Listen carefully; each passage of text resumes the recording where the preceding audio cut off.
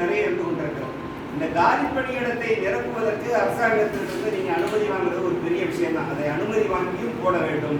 அப்படி இல்லைன்னு சொன்னால் அதை அந்த இடத்தை நிரப்புவதற்கு வேறு வழி என்ன என்பதை நீங்கள் ஆய்வு செய்து அதை போட வேண்டும்.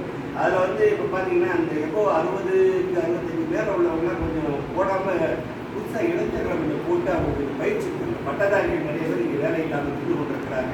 அவங்களுக்கு அந்த வாய்ப்புகளை கொடுத்து அவங்களுக்கு ஒரு 6 மாதம் 1 வருஷம் ட்ரைனிங் கொடுத்து பண்ணினீங்கன்னா அவங்க அந்த பணியை சிறப்பாக செய்வார்கள்.